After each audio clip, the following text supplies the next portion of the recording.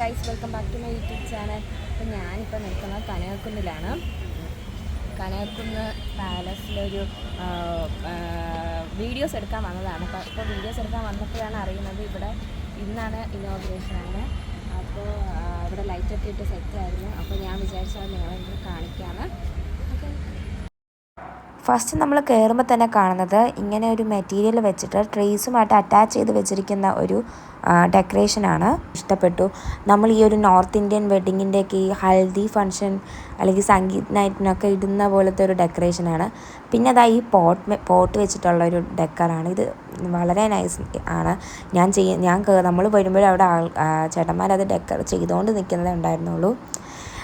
ശരിക്കും നല്ല രസമുണ്ടായിരുന്നു ഗൈസ്. ഇത്രയും വർഷത്തിൽ എനിക്ക് പേഴ്സണലി ഇഷ്ടപ്പെട്ട ഒരു ഡെക്കറേഷനായിരുന്നു. ദിസ് ഇയർ തന്നെയാണത്. ഞാനിവിടെ വീഡിയോ എടുക്കാൻ വന്നതാണ്. ഞാനിങ്ങനെ ഒരു വീഡിയോ കണ്ടായിരുന്നു, ഇങ്ങനെ ഭയങ്കര ഡെക്കറേഷൻസൊക്കെ സെറ്റാണെന്ന് പറഞ്ഞ് കണ്ടായിരുന്നു.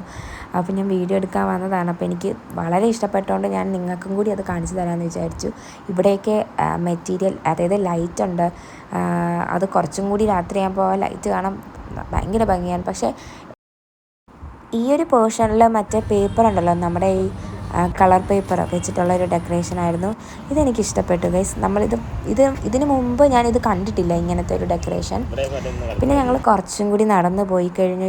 ഇവിടെ നിന്നാണ് ഞാൻ വീഡിയോ എടുത്തിട്ട് പിന്നെ കുറച്ച് ഫ്രണ്ടിലോട്ടേക്ക് നടന്നു പോയപ്പോൾ ഗൈസ് ശരിക്കും എനിക്ക് ഏതോ ഒരു വെഡ്ഡിങ് സംഗീതത്തിന് എത്തിയ പോലെയാണ് എനിക്ക് തോന്നിയത്. ഇതെനിക്ക് ഭയങ്കരമായിട്ട് ഇഷ്ടപ്പെട്ടു. പക്ഷേ ഞാൻ വീഡിയോ എടുത്തത് ഇവിടെ നിന്നല്ല, കാരണം ഞാനത് കണ്ടില്ല.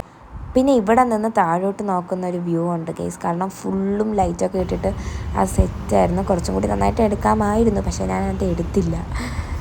പിന്നെ ഇപ്പോൾ തന്നെ ടൈം ഒരു 7 മണി ആയെന്ന് തോന്നുന്നു. 7 മണിയൊക്കെ കഴിഞ്ഞു. ഇന്ന് അത്യാവശ്യം തിരക്കില്ലായിരുന്നു, കാരണം ഇന്നാണ് സ്റ്റാർട്ടിങ്. സെപ്റ്റംബർ 13 തൊട്ട് 22 വരെ ഉണ്ട്. അപ്പോൾ ട്രിവാൻഡ്രത്തുള്ളവർ എന്തായാലും വരണം. കാരണം ഞാൻ പറയേണ്ട ആവശ്യമില്ല, എല്ലാവരും വരും. ട്രിവാൻഡ്രത്ത് കനകക്കുന്നിൽ ഓണത്തിന് വരാത്തവർ റയറായിരിക്കും.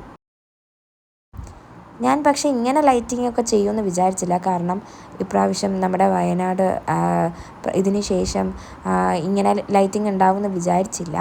പക്ഷേ അവിടെ തന്നെ പറയുന്നുണ്ടായിരുന്നു, നമ്മുടെ വയനാട് ഇതായതുകൊണ്ടാണ് ഒരുപാട് ഇതാക്കി ചെയ്യാത്തത്. കഴിഞ്ഞ പ്രാവശ്യമൊക്കെ ആണെങ്കിൽ സെലിബ്രിറ്റീസൊക്കെ വന്നാണ് ഇനോഗ്രേഷൻ ചെയ്യുന്നത്. ഇപ്രാവശ്യം അങ്ങനെയൊന്നും ഇല്ലായിരുന്നു. ചെറിയ ഒരു ലൈറ്റിങ്ങും കാര്യങ്ങളും മാത്രമേ ഉണ്ടായിരുന്നുള്ളൂ. ലൈറ്റിങ്ങും നമുക്ക് ഓവറാണെന്ന് പറയാൻ പറ്റത്തില്ല, കാരണം കാണുമ്പോൾ തന്നെ അറിയാം അത്ര എക്സ്പെൻസീവ് അല്ലായിരുന്നു എന്നുള്ളത്. അപ്പോൾ ഇന്നത്തെ വീഡിയോ ഇത്രയേ ഉള്ളൂ. അപ്പോൾ എല്ലാവർക്കും tata, bye and happy Onam.